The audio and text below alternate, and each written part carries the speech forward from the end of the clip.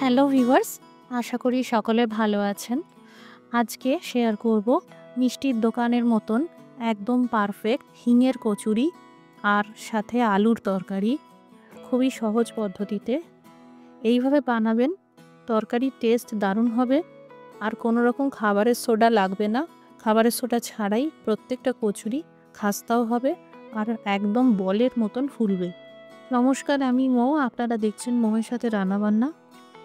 আজকের রেসিপিটি ভালো লাগলে লাইক দিয়ে শেয়ার করে দেবেন আর প্রতিদিন আরও নতুন নতুন রেসিপি পাওয়ার জন্য আমার চ্যানেলটি সাবস্ক্রাইব করে রাখুন।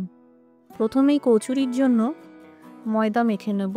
এখানে মেজারিং কাপ যেটা নিয়েছি তার মাপ হলো 240 ml। এই মাপে 2 কাপ ময়দা নিলাম, অর্থাৎ প্রায় 500। কচুরি খাস্তা করার জন্য দিয়ে দিলাম 4 চামচ সুজি। এতে কচুরির স্বাদও ভালো হয় আর অনেকক্ষণ খাস্তা থাকে। স্বাদ মতন লবণ দিয়ে ভালো করে মিশিয়ে নিলাম। সামান্য কালো জিরে দিয়ে দিলাম। এবার প্রথমে 1 টেবিল চামচ তেল দিলাম। ভালো করে এই সব ময়দার সাথে মিশিয়ে নিলাম। মেশানোর সময় দেখুন মুঠো করলে বাইন্ডিং আসছে না, সুতরাং আরও 1 টেবিল চামচ তেল দিতে হবে। আবারও ভালো করে মেখে নিলাম।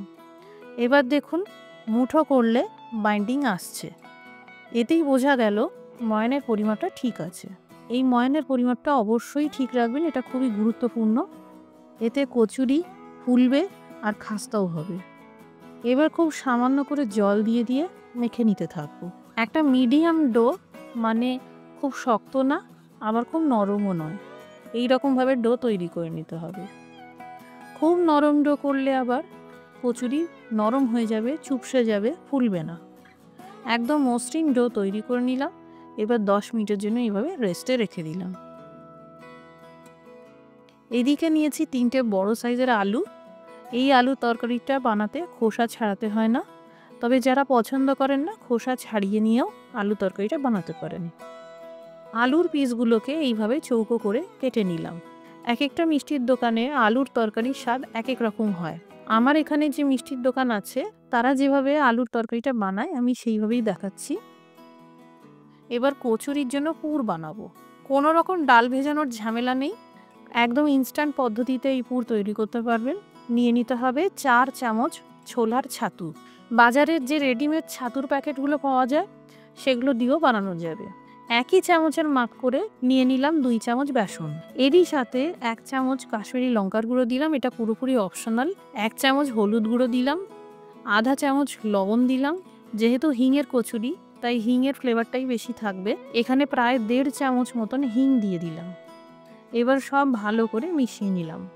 এই পুর বানানোর জন্য খুব সামান্য করে জল দিয়ে দিয়ে মেখে নিতে হবে আর একটা নরম ডো তৈরি করে নিতে হবে। এইভাবে চামচে করে মেপে মেপে জল দিলে ভালো, এতে পুর মাখাটা ভালো হবে। এই দেখুন পুর মাখার সময় এইভাবে হাতে গন্ডুস করে করে জল দিচ্ছি যাতে জল বেশি না হয়ে যায়। এই পুর 10 মিনিটের জন্য সেট হতে দিলাম। এবার আলুর তরকারিটা বানাবো। তার জন্য প্রথমে 2 ইঞ্চি সাইজের আদা, 3টে কাঁচা পাকা লঙ্কা আর সামান্য করে বিট লবণ দিয়ে থেতো করে নিলাম। আমি সময় সাশ্রয় করার জন্য কুকারে বানাবো। সর্ষের তেল গরম হয়ে গেছে, এবার ভেজে নিলাম 1 চামচ 5 ফোড়ন। এবার এই থেতো করা আদা লঙ্কা দিয়ে দিলাম। সামান্য জল দিয়ে দিলাম, কারণ গুঁড়ো মশলা ভাজবো, তাই গুঁড়ো মশলা যাতে পুড়ে না যায় তাই জল দিলাম। এবার দিয়ে দিলাম আধা চামচ হলুদ গুঁড়ো, 1 চামচ লঙ্কার গুঁড়ো, ঝাল পছন্দ না হলে দেবেন না, 1 চামচ জিরের গুঁড়ো আর আধা চামচ ধনের গুঁড়ো। যতটা জিরের গুঁড়ো তার অর্ধেক পরিমাণে ধনের গুঁড়ো। কেটে রাখা আলু দিয়ে দিলাম। সব ভালো করে বেশ মিশিয়ে নিয়ে 2-3 মিনিট ভাজতে হবে। এবার দিয়ে দিলাম আন্দাজ মতন আধা চামচ হিং। ভালো করে মিশিয়ে নিলাম। জল কতটা দেবেন তার সহজ হিসাবটা একবার দেখে রাখুন। আপনি যতটা পরিমাণ আলুর ব্যবহার করবেন তার জন্য এইভাবে জল ঢালবেন, যখন দেখে নেবেন জাস্ট আলুগুলো এইভাবে ডুবে আছে কিনা। এখানে আমার 1 গ্লাস 2 কাপ মতন জল লাগলো। আধা চামচ বিট লবণ আর আধা চামচ সাদা লবণ দিয়ে দিলাম। এবার জোর আঁচে 6টা হুইসেল দিয়ে সিদ্ধ করে নিতে হবে। কম আঁচে সিদ্ধ করতে যাবেন না, না হলে পুরো আলু ঘেঁটে হালুয়া হয়ে যাবে। যতক্ষণে আলু তরকারিটা হচ্ছে ততক্ষণে এইদিকে এবার সমান সাইজে লেচি বের করে নেব। এখানে আপনাদের একটা টিপস বলবো, যাতে কচুরি থেকে পুর ফেটে যাওয়ার সমস্যাটা আর থাকবে না। ময়দার ডো সেট হয়ে গেছে। এবার ময়দার লেচিগুলোকেও সমান সাইজে ভাগ করে নিচ্ছি। যাদের কচুরি বানাতে গিয়ে পুর বেরিয়ে যাচ্ছে তাদের জন্যই বলছি, এইভাবে লেচিটা গোল করে নেবেন। এখানে বাটি মতন বানিয়ে পুর ভরে দিলাম আর চারদিক থেকে ভালো করে মুড়িয়ে নিয়ে এক্সট্রা পোর্শনটা এইভাবে সরিয়ে দিলাম। সামান্য করে ময়দা ছড়িয়ে খুব হালকা হাতে কচুরি বেলে নিতে হবে। প্রথমে কচুরি হাত দিয়ে চেপে চেপে নেবেন। এইভাবে বানালে পুর সমানভাবে কচুরির ভেতরে ছড়িয়ে যায়। এবার হালকা হাতে বেলে নেবেন, কোথাও কম বা বেশি চাপ দিয়ে নয়, একদম সমান চাপ দিয়ে কচুরি বেলতে হবে। এইভাবে কচুরি বেলে নিলে প্রত্যেকটা কচুরি ফুলবে। এখানে সবকটা কচুরি বেলা হয়ে গেল। এদিকে আলুর তরকারিও রেডি, কিন্তু আমি সব শেষে এই সিদ্ধ করা ঘুগনি মটর দিয়ে দিলাম। এখানে 1 কাপ ঘুগনি মটর সারা রাত ভিজিয়ে রাখার পর লবণ দিয়ে সিদ্ধ করে নিয়েছিলাম। এটা পুরোপুরি অপশনাল। আমাদের এখানে মিষ্টির দোকানগুলোতে আলুর তরকারিতে ঘুগনি মটর দেয়, তাই আমি সেইভাবেই বানিয়েছি। এদিকে কচুরিগুলোকে ভেজে নেব।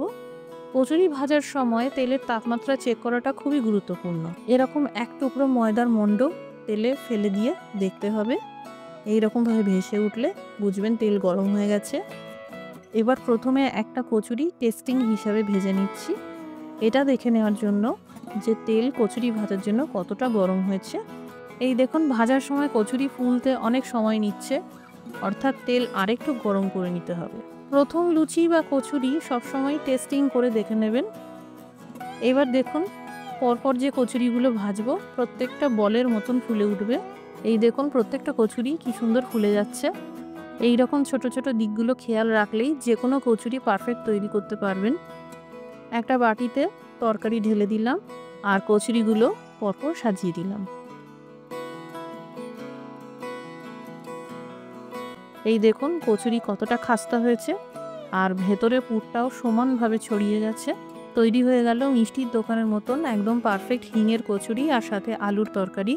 যারা হোম ডেলিভারির ব্যবসা শুরু করবেন ভাবছেন বা খাবারের দোকানের ব্যবসা শুরু করবেন ভাবছেন, একবার এইভাবে সহজ টেকনিকে কচুরি বানিয়ে দেখবেন। একদম পারফেক্ট হিঙের কচুরি আর আলু তরকারি তৈরি হবে। যারা বাড়িতে বানাবেন কমেন্ট করে জানাতে পারেন কেমন তৈরি হলো। রেসিপিটি দেখার জন্য অসংখ্য ধন্যবাদ। সবাই ভালো থাকুন, সুস্থ থাকুন।